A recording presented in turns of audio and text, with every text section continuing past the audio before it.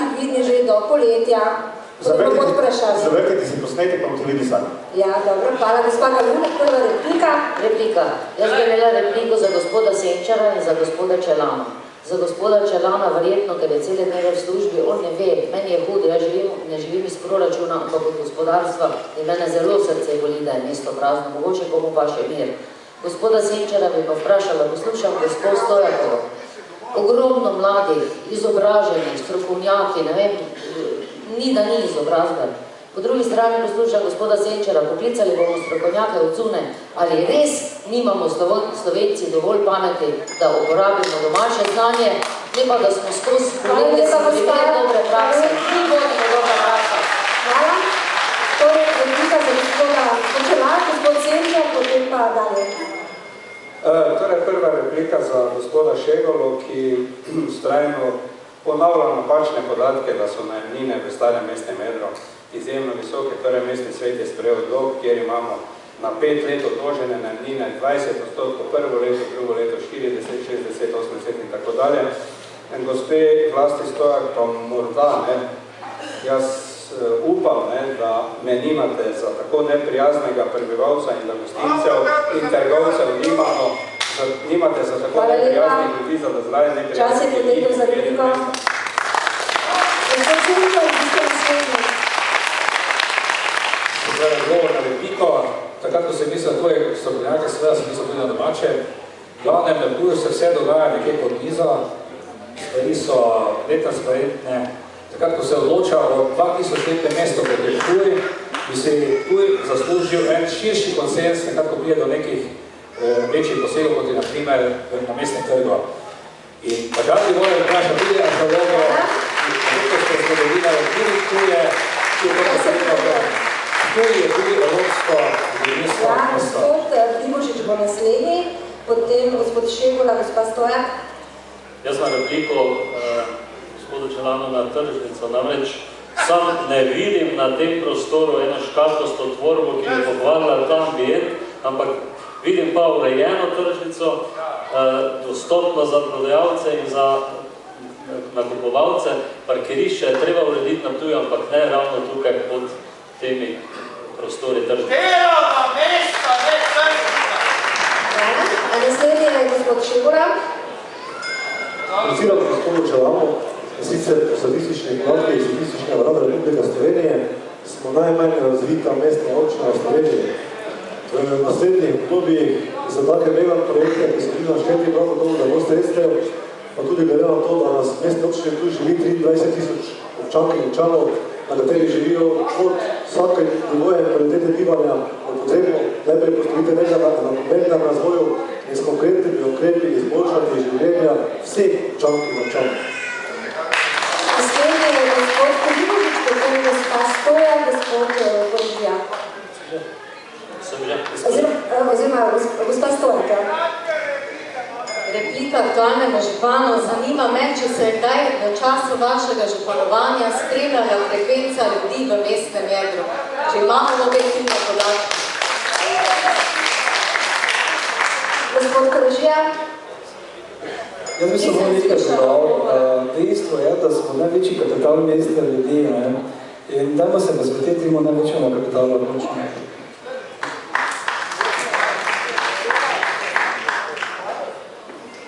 Se sliši? Še kakšna replika? Nisem slišala odgovora, ali imamo in kakšni so ti podatki? Nisem bil zvočen. Da, seveda so ti podatki. Druge replike ni mogoče žal. Tako da zaključujemo s tem vprašanjem. Da sem še kakšna replika na tej strani?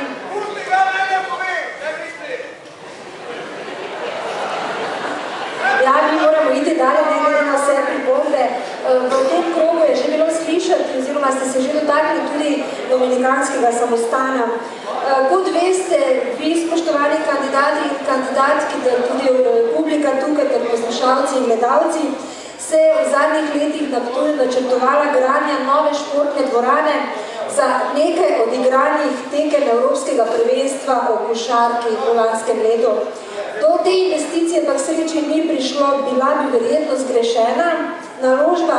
Sicer pa je lani vrata odprl, oziroma je odprla kongresna kulturna dvorana v Dominikanskem samostanu. Vendar pa je tudi v tem primeru že nekako videti, da gre za zgrešeno naložbo, kar se tiče podatkov o podražitvi same investicije, izkoriščenosti, pa tudi prvi izgubi po letu dni po odprtju. Torej, zanima me konkretno, kaj nameravate s tem ponosom Ptuja v prihodnje storiti vi? Pa začnemo pri vas, gospod Strelec, tokrat. Hvala lepa. Kar je. Ko bo Samo Strelec župan ne bo začel nobene nove investicije, preden ne bo v Dominikanskem samostanu pokalo od življenja 8 ur na dan, da bo taka sila in gužva noter, vse to, kar imamo in potrebe, mladi, stari, čujemo, da mladi rabijo. Najprej se ne tam dogaja noč in dan in ko bo tam premalo placa, da se vsi razdelilo, bomo pa še nekaj novega zidati. Hvala. Gospod Miran Šic, kaj boste vi naredili s ponosom Ptuja, torej Dominikanskim samostanom v prihodnje? Ja, gledajte, Ptuj niso samo lepe zgradbe, Ptuj smo ljudje. In ljudje s srcem, ljudje, ko bomo imeli v sebi sočutje, ko bomo sočloveka spoštovali, ga sprejeli za svojega, takrat bodo tudi ljudje videli to, začutili in takrat bodo turisti sami prišli, ker bodo zaželeni in ne z namenom ali morda nekaj priokusom, da jim hočemo pač spipati še tisti zadnji par centov iz žepa. Tako da vsekakor se splača potruditi, da to mesto duhovči lahko tudi narekovaja rečem, poživimo v najboljšem smislu. Hvala, gospod Šic. Gospod Peter Prigožič, slišali ste vprašanje, torej kaj storiti s ponosom Ptuja, Dominikancem? Seveda, v enem soočenju sem že povedal, da filma ne moramo zavrteti nazaj. Danes imamo dvorano, ki jo moramo napolniti. Morajo biti prireditve od kongresov do poslovnih srečanj, do kulturnih prireditev. Dvorana takšna, kot je. Treba jo izkoristiti in seveda ob tem, če bo vsaj 200 dogodkov na leto, ne 13 tudi do sedaj, potem se ne bojim, da ne bi s tem projektom, ali s tem prostorom tudi pripeljali več ljudi v mesto in poskrbeli, da bodo tudi gostinci in vsi ponudniki v mestu imeli več. Skratka, izkoristiti to, kar imamo sedaj narejeno, maksimalno. Pozivam Ptujčane, da vsak, ki ima neko vplivno svojo vlogo, da pripelje tudi na Ptuj v to dvorano. V času Dobrod smo imeli recimo že strokovni posvet. Eno od tistih 13 smo že naredili. Hvala, gospod Prigožič. Gospa Jasna Stojar, kaj boste vi naredili z Dominikanskim samostanom? Zagovarjam stališče, da vsaka investicija, kamor je bil investiran denar, ali ptujski, ali slovenski, ali evropski, mora prinesti na prihodek, delo in življenje. In zagotovo je potrebno to investicijo maksimalno izkoristiti. Nisem prepričana, ali je dovolj samo kongresni turizem, kajti ta dvorana je zelo oddaljena od hrane in od postelje. Zagotovo pa bi odprla Ptujčanom, da bi v njej lahko bili raznovrstne prireditve za bolj dostopno ceno, da bi dvorana živela. Morda bi pa dobro razmisliti za arheologijo, ki je že bila v teh prostorih, kako združiti razne prireditve, arheologijo, razstavni prostor in zgodovino tega objekta, da bi ga odprli domačinom in turistom.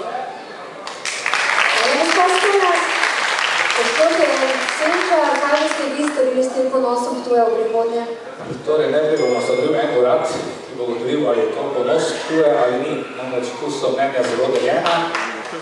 Če se spomnimo enega simpozija, ki je bil malo po otvoritvi narejen na Ptujskem gradu, okolje Dominikanskem samostanu, je tam ena gospa, umetnostna zgodovina, vstala in rekla glede tega posega, gospod župan, če vas do zdaj ni bilo sram, zdaj pa vas ne bo sram. Tako da se pravi, meni je zelo deljeno. Se pravi, nekaj moramo biti v takšnem stanju, na tak način je potekala ta investicija in kaj se da iz tega narediti, da bo škoda, čim manjša, če je bila narejena škoda. Vsekakor pa bi se mnenja, da vsaj arheološke zbirke, ki zdaj ni nikjer, si zaslužijo mesto v tem Dominikanskem samostanu v prvem nadstropju, tam je to možno, to bom vsekakor predlagal, jasno pa, da bom poslušal strokovno javnost, tako daleč.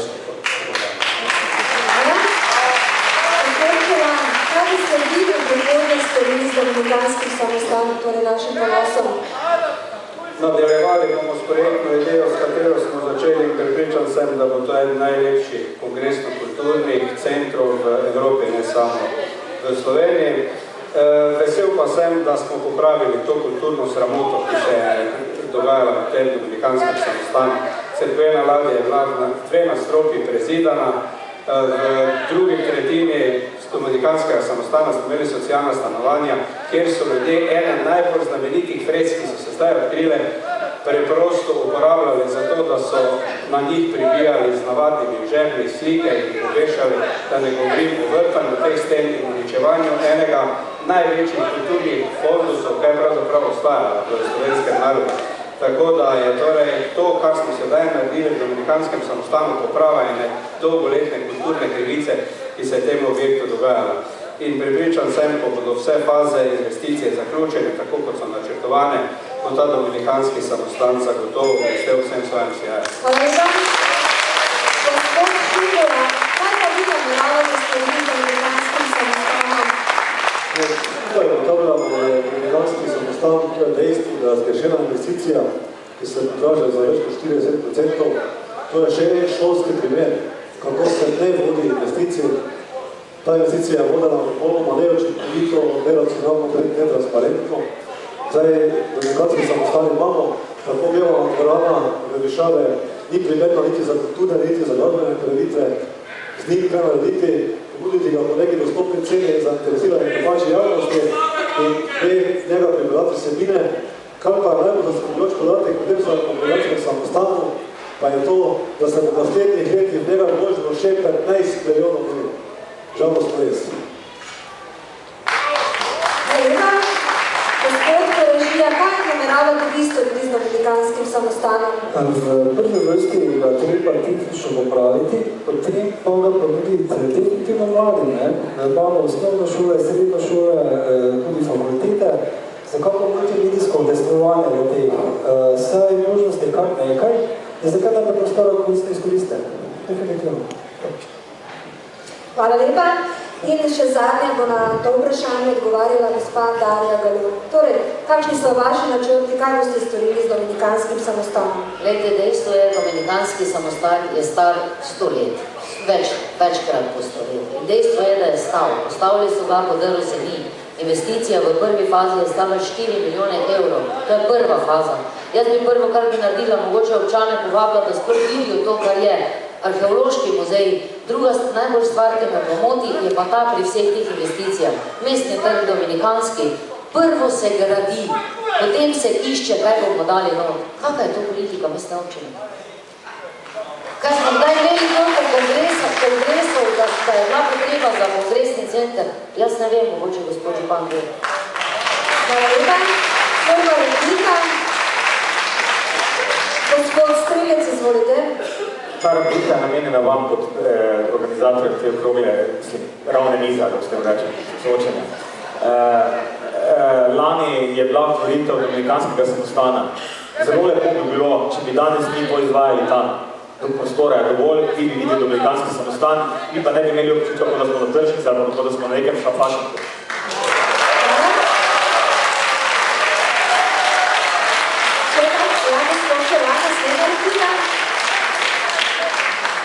Torej, repliciram gospodu Šegoli, ker če misli tako na pamet voditi občino, verjetno firmo vodi na pamet, čitamo, kaj se dogaja v stečaji in tako dalje. Torej, občini zagotovo ne vodimo tako na pamet. Če je res kar odgovori, torej, če jutri ne bo podal kazenske ovadbe, da smo nezakonito kršili porabljali denar v dominicanskem samostanu, potem bom pač moral jaz nekaj obavljati za navajanje na pačnih. Čas je potekal. Hvala.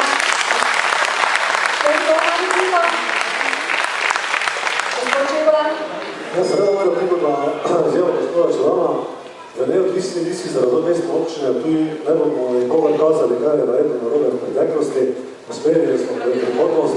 Dejstvo pa je, da se vse investicije v mestni občini nekako čutno dražijo, na koncu prije do zaključka del in da so vodene netransparentno in neučinkovito. Naslednje dejstvo pa je, da v gospodarstvu, če bi poslovali na tak način, bi zelo hitro morali zapirati podjetja. Mi nimamo parkirane delovne mesta, nekaj druge, tako kot drug, Hvala, gospod Škola. Replika še več, gospoda Senčera, pa modificirate. Torej, jaz nimam replike, bi samo dopolnil gospod Darjo Lalun, glede kongresnega turizma. Namreč gospod Čelan non-stop ponavlja, da se je to dogovoril z samo turizmom. Jaz sem se z ljudmi iz same turizem pogovarjal in zdaj tam nima interesa, da bi tržili se pravi dominikanski samostan, temveč bojo vlagali v lastnega posledeča. Še zadnja replika, gospoda Lalun. Jaz se nekako opravičujem, ampak zanima me ena stvar, ko vas poslušam. Vsaj smo obtučani dovolj pametni, da vemo, da dominikanski samostan je zgrešena investicija. Pač do tem, kar je, ker ne bo služilo svojemu namenu, če pa bo pa po generaciji, po moji generaciji. Zanima me, zakaj toliko, ali vas narobe razumem, zakaj vztrajate, bomo naredili urad, bomo naredili ono. Vse smo ljudje obtučani dovolj pametni, da vidimo. Zakaj spet plačevati strokovnjake? Dodatno, če vemo,